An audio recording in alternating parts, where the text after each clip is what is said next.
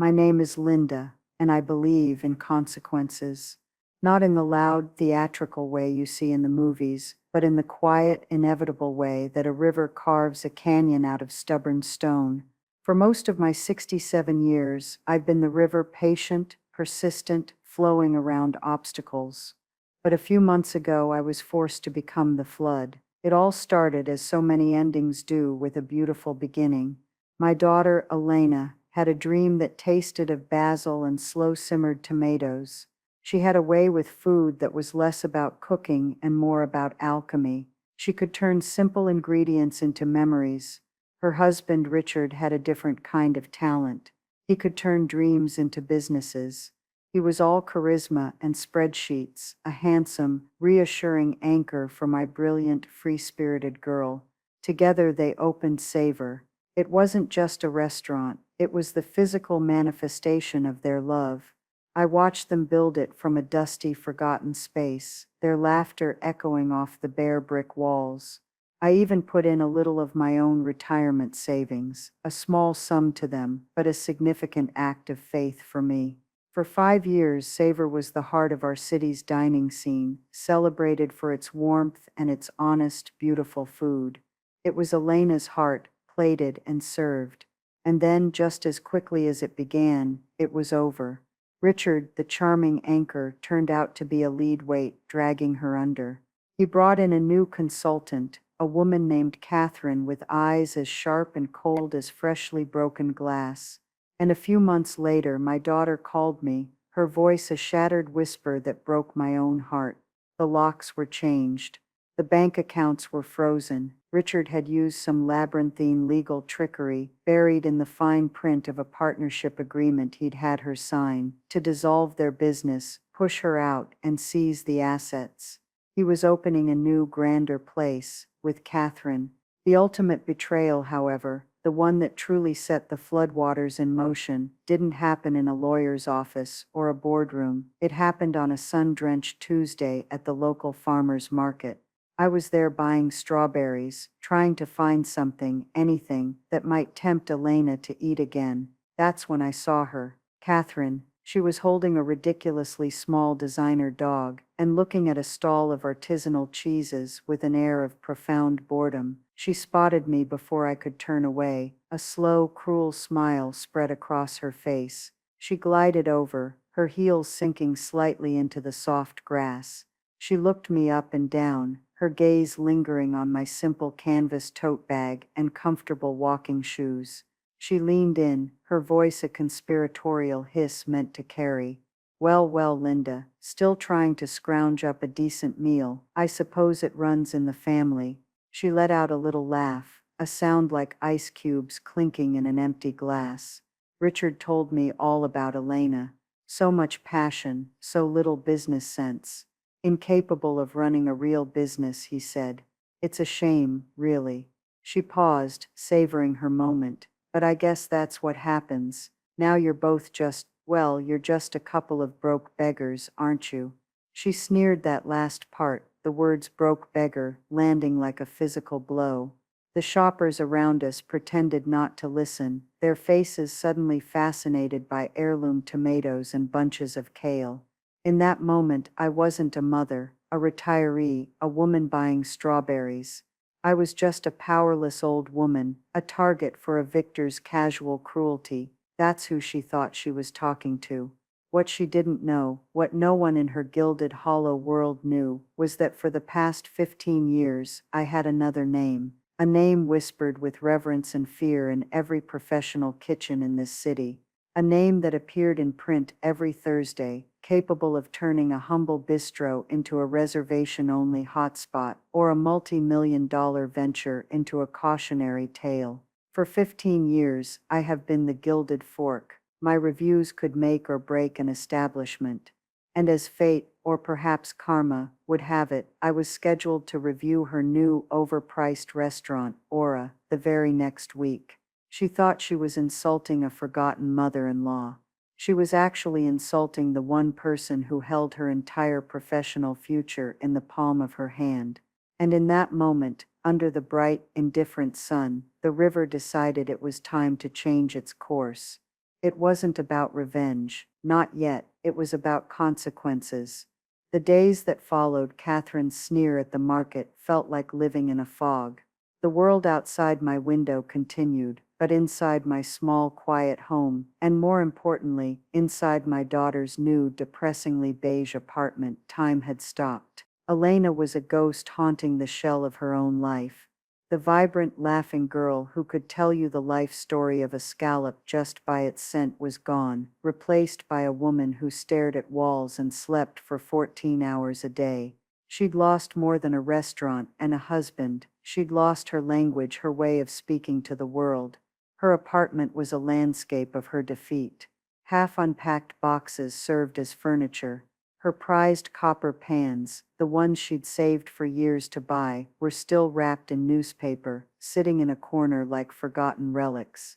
Her collection of cookbooks, hundreds of them, spines cracked and pages stained with sauces and notes, were piled in stacks, gathering dust. To see them ignored was like seeing a musician's hands bound. It was a physical representation of her silenced spirit. I would come over every day with groceries, with soups I'd made, with pastries from her favorite bakery. Most of it went untouched. I would sit with her, sometimes talking, sometimes in silence, just trying to be a warm presence in her cold new reality. I felt so utterly helpless. I was her mother. I was supposed to fix things, to kiss the hurt and make it better. But this wound was too deep for a bandage. It was a soul wound. My own anger was a constant low-grade fever. It was a quiet, humming rage that lived in the back of my throat. I directed most of it at Richard. I remembered him in the beginning, so full of easy charm. He'd swept Elena off her feet, and honestly, he'd charmed me too. I remember a specific evening, years ago. They had just secured the lease for the space that would become Savor.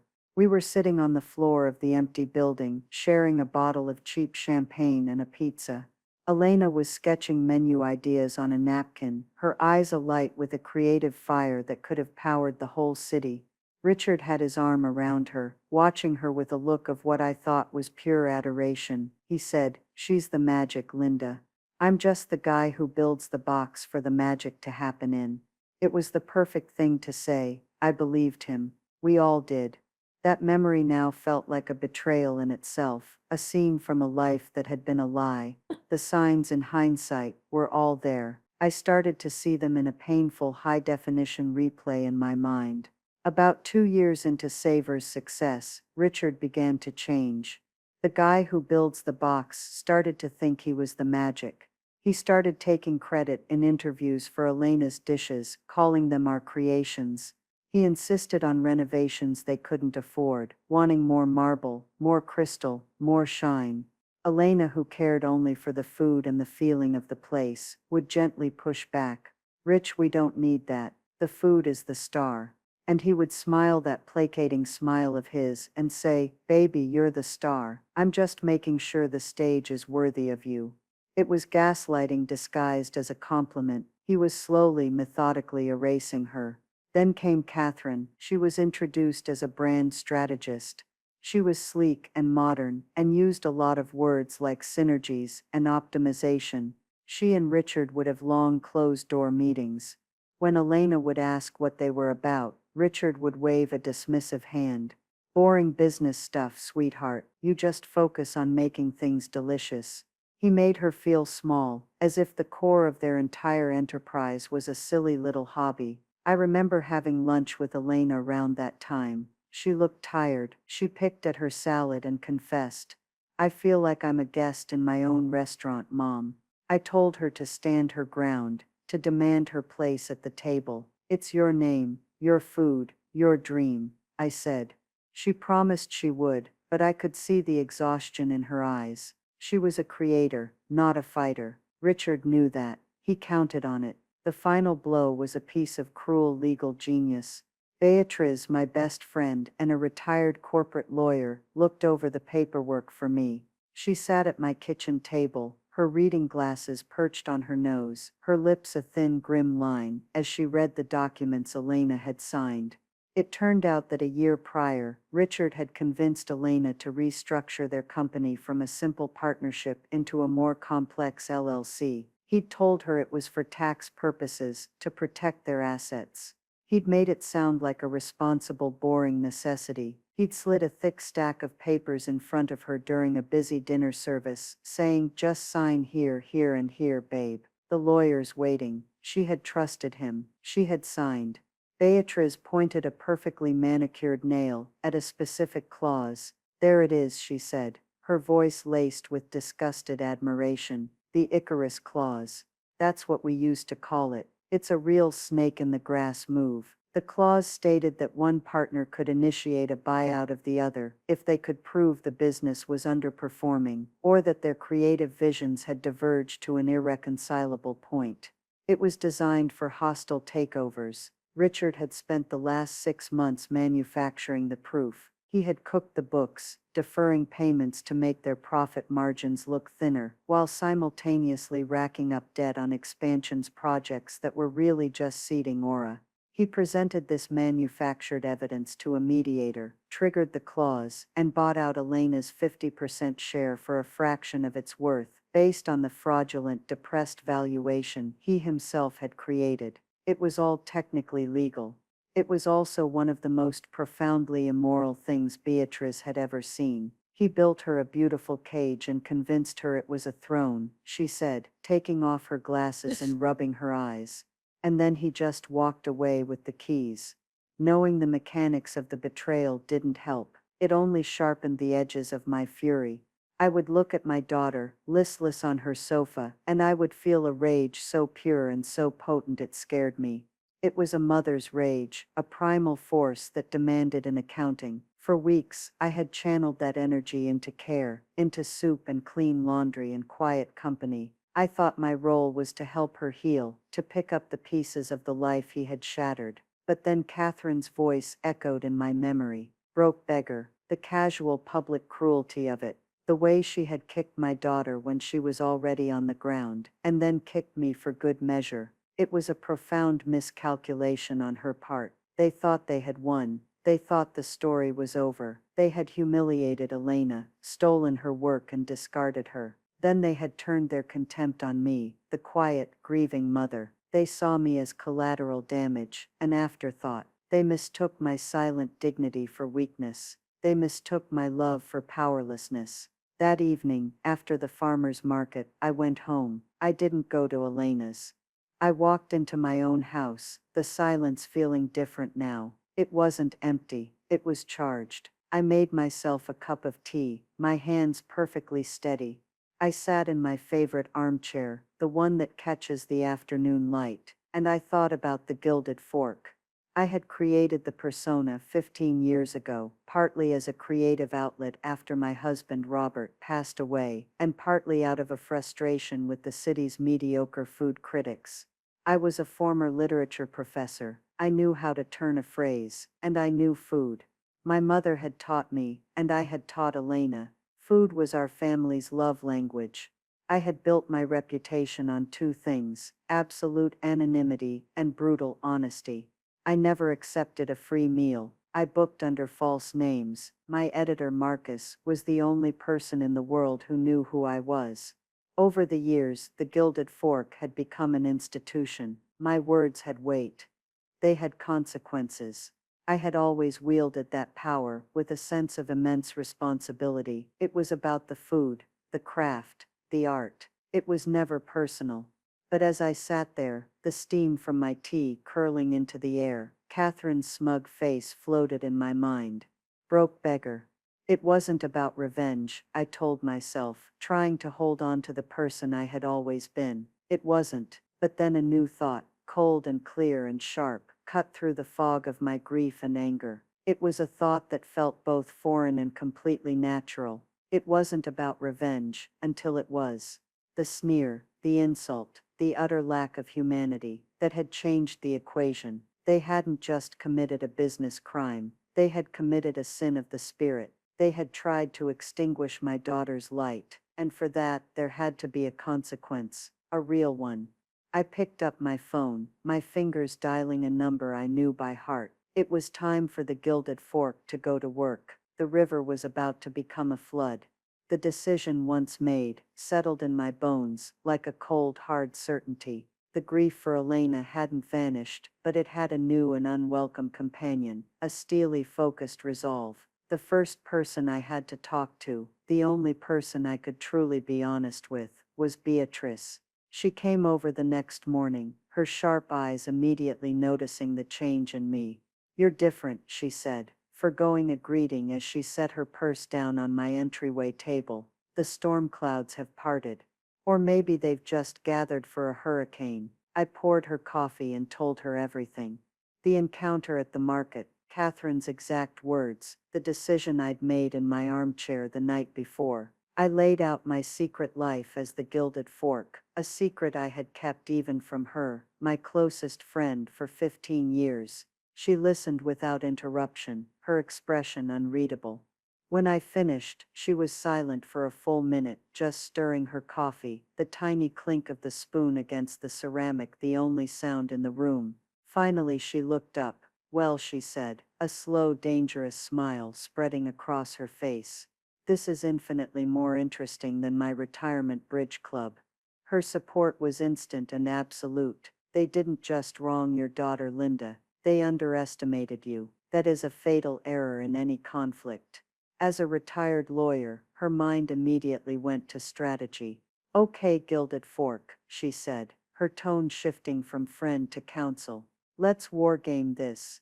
A negative review is a good first strike, a powerful one. But a real victory isn't just about knocking them down, it's about making sure they can't get back up. And it's about lifting Elena up at the same time. This has to be a two-front war, one of destruction, one of creation." Her words clarified my own swirling thoughts. This couldn't just be a vendetta. The ultimate justice wouldn't be their failure, but Elena's resurgence. That had to be the true endgame. "First things first," Beatrice continued, tapping a finger on the table. "Leverage. Your review is the cannon, but we need more ammunition. We need to know everything. What are they serving at this aura? Who did they hire? Who are their investors?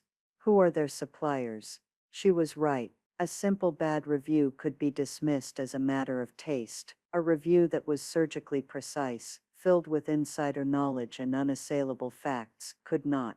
It had to be a pillar of journalistic integrity, even if its motive was pure, unadulterated vengeance. My next call was to Marcus, my editor. This was a more delicate conversation. Marcus was a journalist to his core, a man who lived by the church and state separation of personal feelings and professional duty. He was in his late 40s, perpetually stressed, but with a deep and abiding respect for the power of the written word. He was my gatekeeper, and my protector. "Marcus, it's me," I said, using the private unlisted number he'd given me years ago. "Linda, everything all right? You sound crisp." "I'm fine. Listen, I need to make a change to the schedule. I want to review Aura this week." There was a pause on the line. Aura, Richard Maxwell's new place. "I thought you had that slated for next month. You wanted to give them time to settle in," you said. "I've changed my mind. I'm hearing things, whispers on the wind. I think it's a story we need to be ahead of." This was a slight manipulation, but not entirely a lie. The whispers were my own. Marcus was sharp. "What kind of things? Is there a problem with the kitchen? Financial trouble already?" "Let's just say I have a strong professional instinct that the timing is critical," I said, choosing my words carefully. I couldn't tell him the truth. I couldn't say, "My ex-son-in-law's new wife called me a beggar, and I'm about to burn their world down." He would have pulled the story immediately. It would cross a line he could never undo. This was the first time in 15 years I was actively deceiving him, and it left a sour taste in my mouth. But it was a necessary compromise. "All right, Linda," he said, the hesitation clear in his voice. "You're the fork. Your instincts have never been wrong before. I'll clear the space in this Thursday's edition, but be careful. Maxwell has deep pockets and a lot of friends."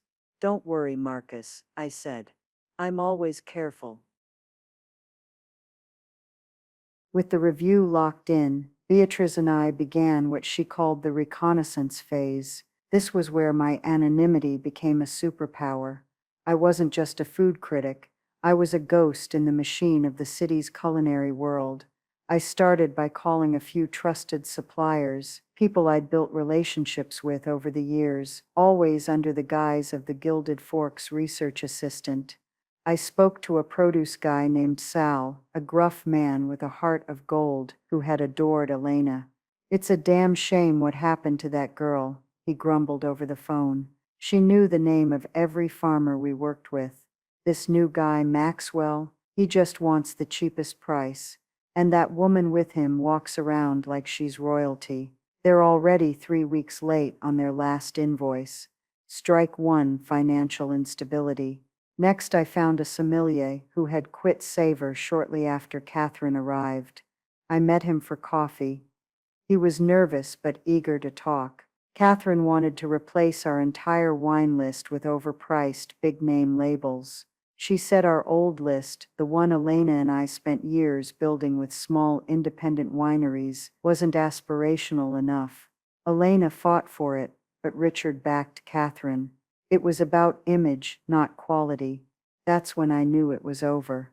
He then told me the most damning thing of all, the menu at Aura, a lot of the signature dishes, they're Elena's, not just the concepts, the exact recipes.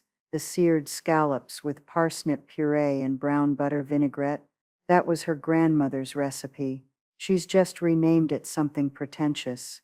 Strike two, intellectual property theft, culinary plagiarism.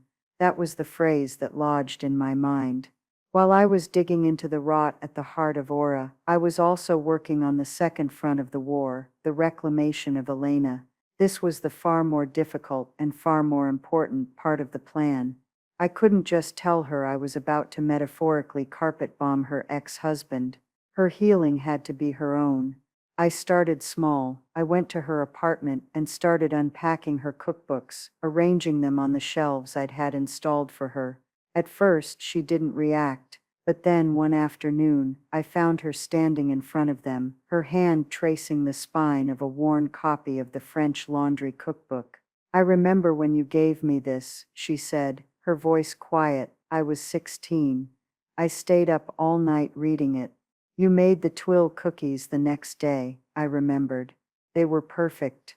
A flicker of something, a ghost of a smile, touched her lips. It was a start. The next weekend, I convinced her to come with me to the farmer's market. She was hesitant, afraid of running into someone, afraid of the memories. "We'll go to the one across town," I promised. "No one will know us there." The moment she stepped into the bustling market, surrounded by the smell of fresh earth and ripe fruit, I saw a subtle shift in her. Her shoulders, which had been permanently slumped in a posture of defeat, straightened just a little. Her eyes, usually dull and unfocused, began to track the vibrant colors of the produce. She picked up a peach, turning it over in her hand, her thumb gently testing its firmness. She brought it to her nose and inhaled. For the first time in months, I saw the chef, not the victim. We came home with bags full of beautiful, fresh ingredients. I didn't push, I just unpacked everything and left it on her kitchen counter, a vibrant palette of possibility. That evening, she sent me a text message. It was a picture of a simple, perfect-looking pasta with roasted cherry tomatoes and basil. The caption read, "I made dinner." My eyes filled with tears. It was the most beautiful meal I had ever seen. This became our new routine. We would go to the market, and she would cook. Simple things at first, then more complex. She was reconnecting with her hands, with her palate, with herself. One evening, after a particularly delicious meal of braised short ribs, a dish that had been a staple at Savor, I broached an idea that Beatrice and I had concocted. "You know, Elle," I said casually, "a few of my friends are desperate for a good meal. They're so tired of the restaurant scene. What if you cooked for them? Here, just a small dinner party. I'd pay you for the ingredients, of course, and your time." She looked horrified. "Mom, no, I can't. Cook for strangers?" "Not strangers, my friends. People who would appreciate this more than you can imagine. She resisted, but I was persistent. Gently, I pushed. A week later, she agreed to cook for a party of 6, me, Beatrice, and 4 of our oldest friends. The evening was a quiet triumph. Elena was nervous, hiding in the kitchen for most of it, but the food was magic. It was her soul on a plate, even better than I remembered. My friends were ecstatic. At the end of the night, one of them, a wealthy philanthropist named Eleanor, pulled me aside. Linda, your daughter is a genius, she whispered. This is the best meal I've had in a decade. If she ever wanted to do this again, I'd pay a ridiculous amount of money to host a dinner like this for my clients. An idea sparked. This was it. This was the path forward. A private supper club. Exclusive. Word of mouth. The antithesis of Aura's loud corporate gloss. It was a way for her to reclaim her art on her own terms, without the pressure of a full-scale restaurant. In the meantime, I was setting the public stage. In the week leading up to the Aura review, I published 2 other pieces. One was a glowing, 5-star review for a tiny family-run taqueria in a forgotten neighborhood, praising its authenticity and the palpable love in its food. The other was a thoughtful piece on the importance of culinary heritage, a tribute to chefs who honor the recipes passed down through generations. I was creating a narrative contrast. I was reminding the city what real food with a soul, tasted like. I was preparing them for the kill. The plan was in motion. The ammunition was gathered. The stage was set. All that was left was to attend the dinner and write the words that would bring the whole rotten structure crashing down. The night of the reservation at Aura felt heavy with a strange electric calm. I dressed with purpose, choosing a simple, elegant black dress and a single strand of pearls. It was my armor. To anyone else, I was just Linda, a well-dressed widow heading out for a fine meal. But I felt like a general on the eve of a decisive battle. I booked the table for one under the name Miss Gable, a nod to an old black and white film. It was one of a dozen aliases I used, each with its own credit card and phone number, a system of meticulous compartmentalization I'd perfected over the years. The restaurant itself was a monument to soulless ambition. It was all sharp angles, cold lighting, and vast, echoing spaces.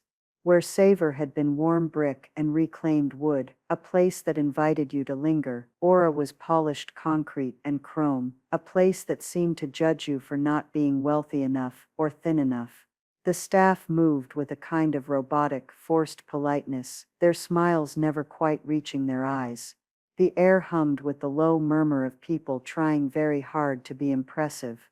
I was seated at a small table with a clear view of the entire dining room, and there she was, Catherine, gliding between tables like a shark in a couture gown.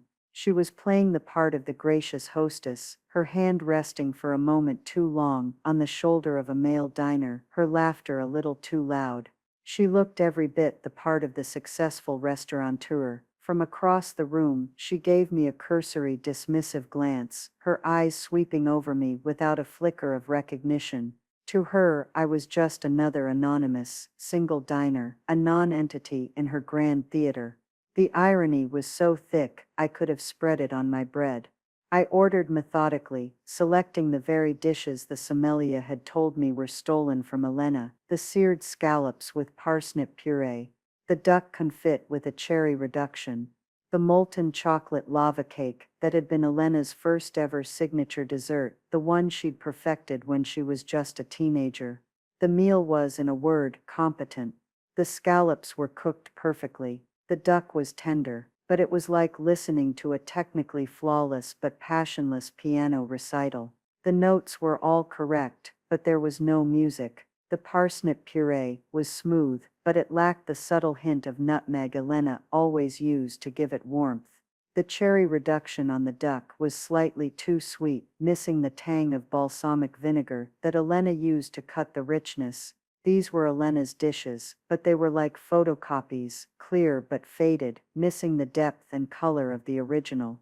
They were a testament to Richard's skill as a chef, but also to his utter lack of imagination.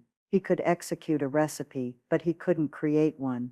As I was finishing my dessert, I overheard Catherine talking to the table next to mine. She was leaning in, her voice dripping with false modesty. "Oh, Richard is the genius, really," she said. "He had this vision for a new kind of dining experience. We had to move on from our last venture. It was a wonderful little starter project, but my husband's vision just outgrew it. We had to shed some of the more sentimental, amateur elements. It was a difficult choice, but necessary for real growth, amateur elements." She was talking about my daughter, about her heart, her heritage, her soul. The rage I'd been keeping so carefully banked flared hot and bright. My hand was steady as I lifted my wine glass, but inside, a demolition order had just been signed and sealed. I paid the exorbitant bill in cash and left without a word. I went home and sat down at my desk, the city lights twinkling outside my window. I didn't write in a fury. I wrote with the cold, precise anger of a surgeon. The words flowed out of me, not like a torrent, but like a steady corrosive acid.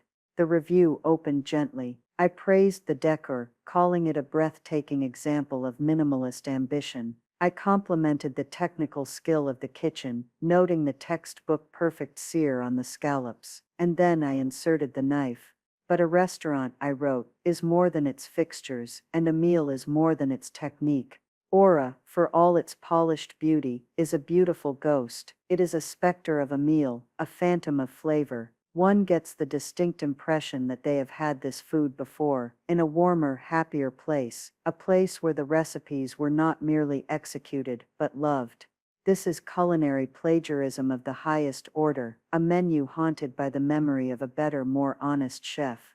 The dishes are like beautifully bound, but empty books. The cover is stunning, but there is no story inside. The experience, much like the name, is ethereal and ultimately insubstantial. It is a triumph of style over soul. I never mentioned savor by name. I didn't have to.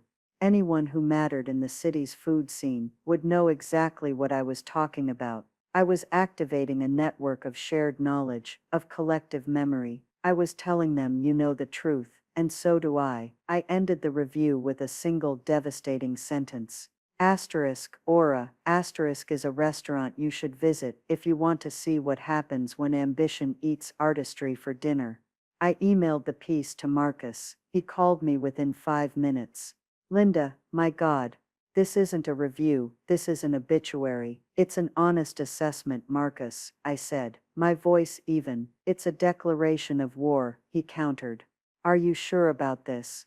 Once this is out there, there's no taking it back." "I've never been more sure of anything in my life," I told him. "Run it." The review was published online at midnight on Wednesday, and in the print edition on Thursday morning. The fallout was immediate and catastrophic.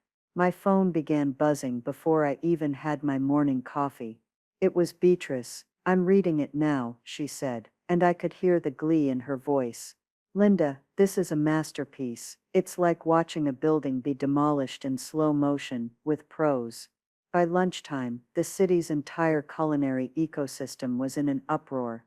Gilded Fork and Aura were trending on social media. Food bloggers were writing breathless analyses of my review, dissecting every word. Other critics, who had perhaps been too intimidated by Richard's money and PR machine to write their own honest opinions, suddenly found their courage, posting reviews that echoed my sentiments.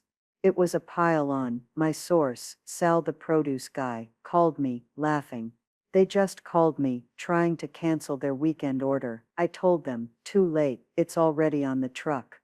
And by the way, I need a certified check for your outstanding balance by 5 p.m., or my next call is to my lawyer." You should have heard them stutter. The sommelier I'd spoken to sent me a text. "Tables are canceling left and right. I heard a party of 12 from a major investment bank just pulled out of their booking for tonight. The staff is in full panic mode." Richard and Catherine were completely blindsided. They had been so insulated by their own arrogance, so confident in their own narrative, that the idea of a truly negative critique from the city's most powerful voice was inconceivable. They thought they were untouchable. They had forgotten that in the world of food, taste is the great equalizer. You can't buy a good palate, you can't bully a dish into having a soul. They had built a beautiful, expensive hollow shell, and I had simply walked up and tapped it with my finger, and it had shattered. The first move was complete.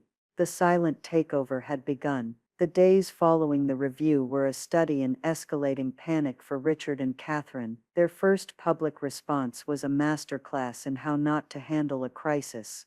They issued a press release dripping with indignant fury, calling the Gilded Fork's review a baseless personal attack by a cowardly anonymous critic who clearly has a vendetta.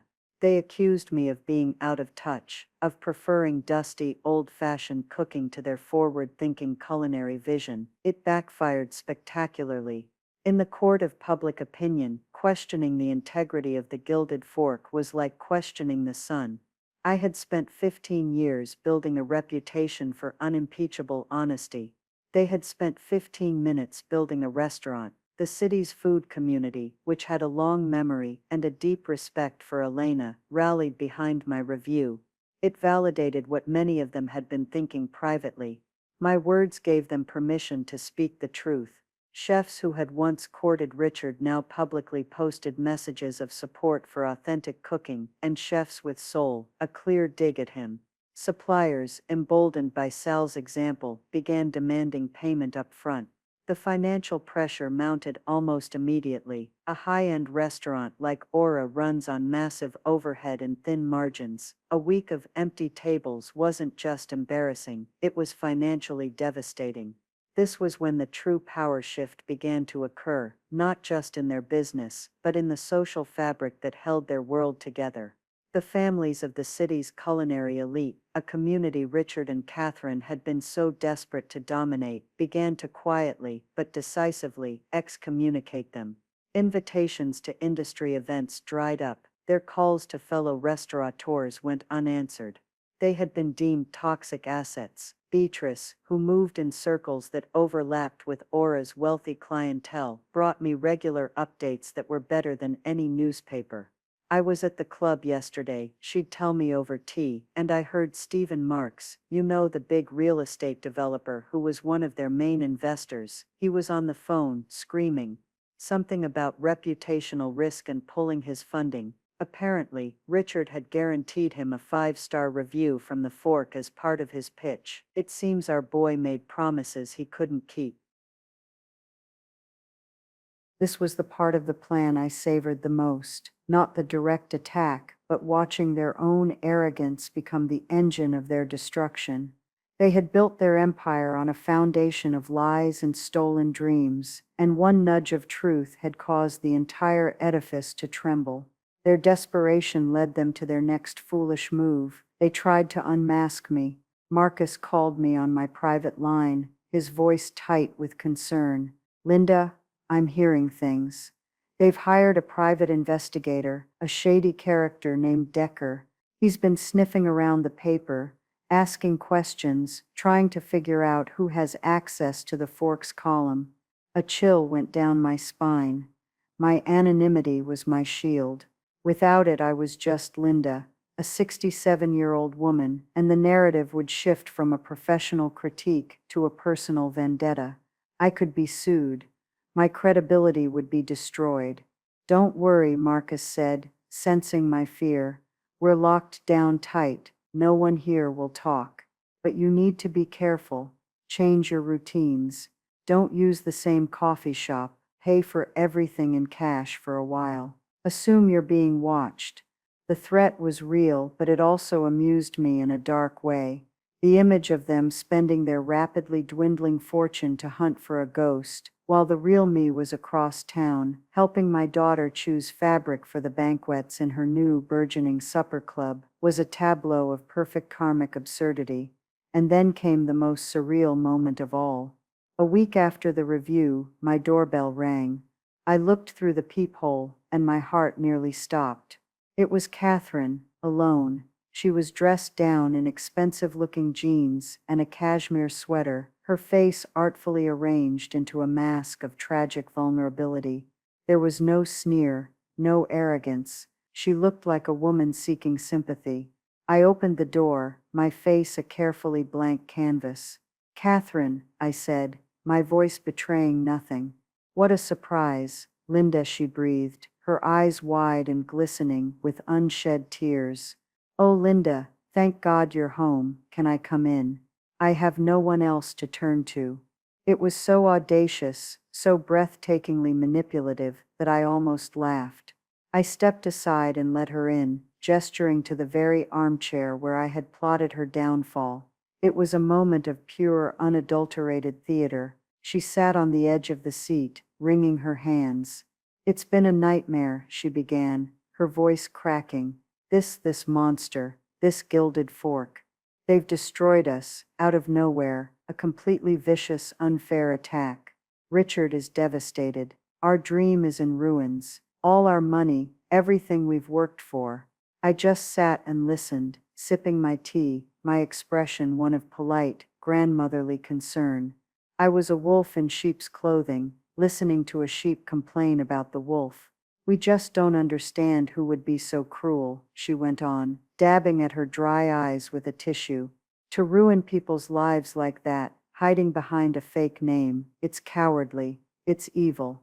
She looked at me, her eyes pleading. You know what it's like to see your child's dream come to life. Richard sees this restaurant as his baby, and this critic, they just strangled it in its crib. The gall of it was magnificent. Comparing her stolen, soulless enterprise to a child, to me, the mother of the woman whose dream they had actually strangled. It took every ounce of my self-control not to smile. That does sound terrible, I said, my voice soft and soothing. It must be so difficult for you. Her face brightened with relief. She had found her sympathetic audience. It is, it truly is, and I thought, you know, you've always been so quiet, so dignified. You've seen what it takes to build something.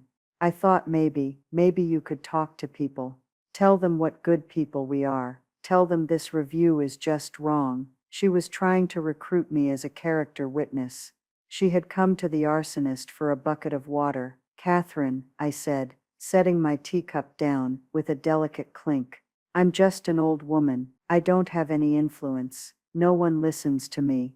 The look of pity she gave me was genuine. I know, she said, patting my hand. But you could try, for Richard's sake. I walked her to the door, promising I would think about it. As she left, she turned back. Thank you, Linda. I knew you'd understand. You're a good person, unlike that venomous snake with a pen. I closed the door, leaned against it, and for the first time since this whole ordeal began, I let out a long, deep, soundless laugh. The power shift was complete. They weren't just losing their business, they were losing their grip on reality itself. They were so blinded by their own narrative that they couldn't see the truth, even when they were sitting in its living room, asking it for help. They were no longer the predators, they were the prey, and they didn't even know who the hunter was. The final act of their downfall came about 2 weeks after Catherine's bizarre visit. It was a Tuesday. I was in Elena's apartment, which was no longer a sad beige box, but a vibrant, chaotic hub of activity. The supper club, which we'd christened the Phoenix Table, had become an underground sensation. What started as a dinner for 6 of my friends had, through word of mouth alone, become the most exclusive reservation in the city. Elena was glowing. She was covered in flour, shouting instructions to a young culinary student she'd hired to help her prep, her eyes shining with a renewed sense of purpose. She was herself again, only stronger. My phone buzzed. It was a text from Beatrice. It's done. Check the business journal. I pulled up the city's business journal on my tablet. The headline was stark. Aura Restaurant Group files for bankruptcy. The article detailed the collapse. The Gilded Fork review was cited as the catalyst for a rapid and irreversible loss of investor confidence. Their primary backer, Stephen Marks, had indeed pulled his funding, triggering a default on their bank loans. They had tried to secure emergency financing, but no one would touch them. Their reputation was radioactive. The dream was officially dead. I showed the screen to Elena. She read it, her face expressionless. She put the tablet down, wiped her floury hands on her apron, and continued kneading her dough. After a moment, she looked up at me, a small sad smile on her face. "Good," she said, quietly. It was all she needed to say. It wasn't triumphant. It was just closure, the end of a chapter. The real confrontation, however, was yet to come. I knew it would. They were cornered animals now, and cornered animals are always the most dangerous. It happened that evening. I was home, reading a book, when I heard the screech of tires outside my house, followed by furious pounding on my front door. I knew who it was. I took a deep breath, placed my bookmark carefully in my novel, and went to the door. I opened it to find both Richard and Catherine standing on my porch, their faces contorted with rage. Richard's expensive suit was rumpled, his tie askew. Catherine's perfect hair was disheveled. They looked like they had crawled out of a shipwreck. "You," Richard spat, his voice a low growl. He was pointing a trembling finger at me. "It was you." Somehow, they had found out. Maybe the private investigator had finally earned his fee. Maybe someone had talked. It didn't matter. The game was up. "Hello, Richard." "Catherine," I said, my voice as calm as a frozen lake. "I don't know what you're talking about." "Don't lie," Catherine shrieked, her voice raw and ugly. The mask of the gracious hostess was gone, revealing the grasping, vicious creature beneath. "The Gilded Fork. It's you. You did this to us. You destroyed our lives, you hateful old witch." Richard stepped forward, his presence filling my doorway. He was trying to intimidate me, to use his size and his anger as a weapon. "All of it," he said, his voice shaking with a fury that was part rage, part terror. "The review, the suppliers, the investors, you poisoned everything. Why? Because I left your precious little girl. Because she couldn't handle the real world of business." I looked him straight in the eye, my gaze unwavering.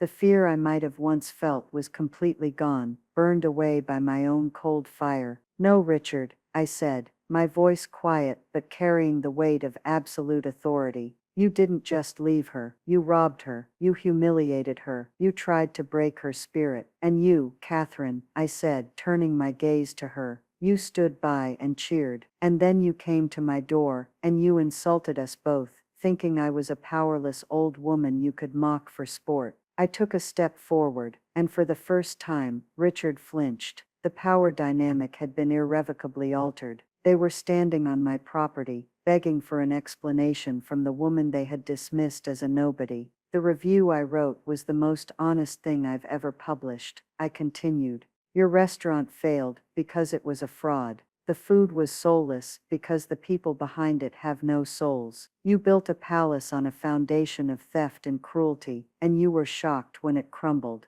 That isn't my fault. That is gravity." Catherine began to sob, a theatrical gulping sound. "We're ruined. We've lost everything." "No," I said, the finality of my words hanging in the cool night air. "You haven't lost everything. You still have each other. You are two of a kind, and you deserve the life you've built together." I paused, letting the insult land. "Elena, on the other hand, lost the man she loved, and the business she poured her life into. But she's building something new now, something real, something that is all hers. That's the difference between you. She creates. You just take." Richard looked at me, his face a mess of confusion and defeat. The bully had lost his power. He opened his mouth to say something, another threat, another excuse, but no words came out. He was empty. "Now," I said, my voice dropping to a steely whisper, "get off my property, and never ever come near me or my daughter again." I didn't slam the door. I closed it softly, decisively, shutting them out of my world for good.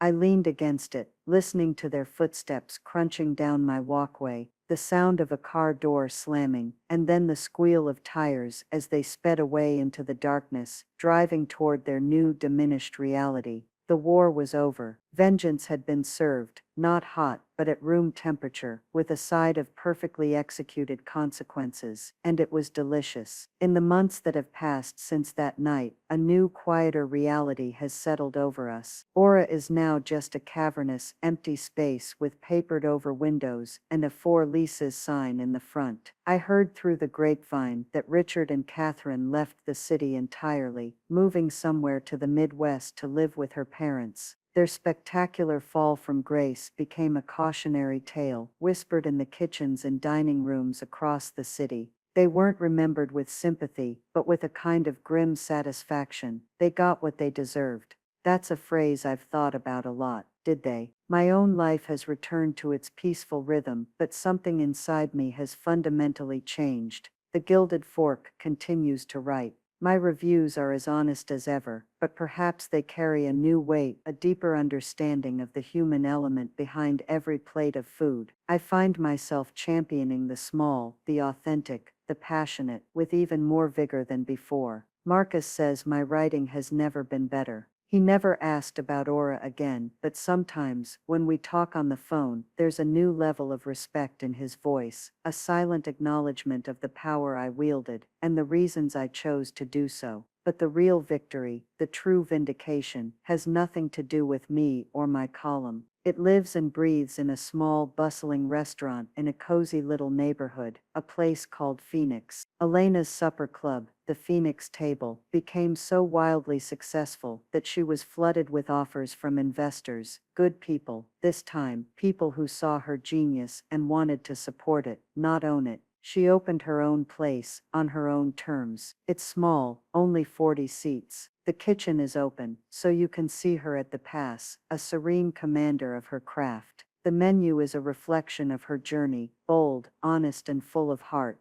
There isn't a single dish from Savor on it. She has created something entirely new. I'm sitting here now, at a corner table in Phoenix, on its opening night. The room is filled with light and laughter. Beatrice is beside me, raising a glass of champagne. To the chef, she says, her eyes sparkling. I look over at my daughter. She catches my eye from across the room and gives me a radiant smile, a real one, one that reaches deep into her soul. She is not just healed, she is transformed. She rose from the ashes of her old life, stronger and more brilliant than before. Tonight, I am not the Gilded Fork. I am not a critic, or a force of nature, or an instrument of vengeance. I'm just Linda. I'm a mother, prouder than I have ever been in my life. The mask is off. My work is done. Looking back, I have to ask myself the question that I'm sure is on your minds. Did I go too far? Did I abuse my power? Was it justice, or was it just revenge dressed up in a pretty suit? It's a debatable point. I broke my own cardinal rule. I made it personal. I used my professional platform to settle a private score. There's a version of this story where I am the villain, a manipulative old woman who let her anger corrupt her principles. And then there's the other version, the one where a mother used the only weapon she had to protect her child from people who believed their wealth and arrogance made them immune to consequences. They mistook my silence for weakness and my love for a vulnerability to be exploited. It wasn't about the money or the restaurant. It was about respect. It was about drawing a line in the sand and declaring that you will not harm the ones I love, not on my watch. So what do you think? Was I right to use my power this way, or did my quest for justice turn me into the very thing I was fighting against? I've wrestled with that question myself, and I still don't know if I have the answer. Let me know your thoughts in the comments below. And if you enjoyed this story and want to hear more like it, please do me a favor and like this video, and be sure to subscribe to the channel. Your support means more than you know. Thank you for listening.